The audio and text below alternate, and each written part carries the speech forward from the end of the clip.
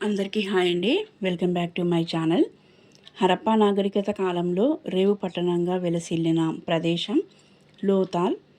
Trachoma వ్యాధి ఏ అవయవానికి వస్తుంది? కన్ను. మాంచెస్టర్ ఆఫ్ ఇండియా అని ఏ నగరాన్ని పిలుస్తారు? అహ్మదాబాద్. జ్ఞాన్పీఠ్ అవార్డుకు నగదు బహుమతి ఎంత ఇస్తారు? 5 లక్షలు. వడ్డీ వ్యాపారం గురించి తొలిసారిగా ప్రస్తావించిన గ్రంథం శతపథ బ్రహ్మణం. సురవరం ప్రతాపరెడ్డి రచించిన గ్రంథం ఆంధ్రుల సాంఘిక చరిత్ర.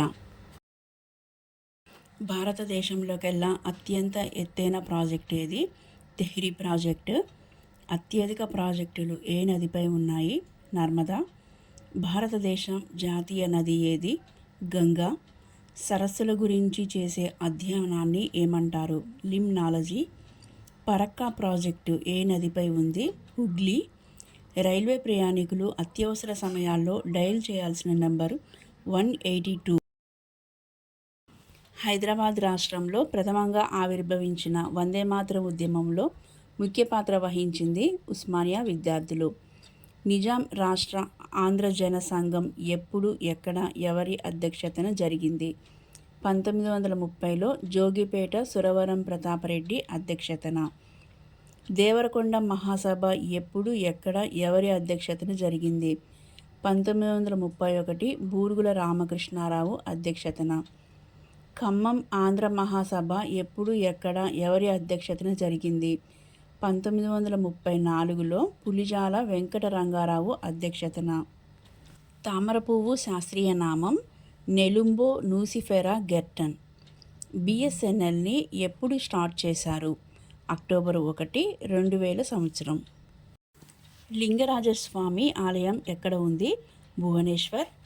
భగవద్గీతను మొదటిసారి ఆంగ్లంలోకి అనువదించింది ఎవరు?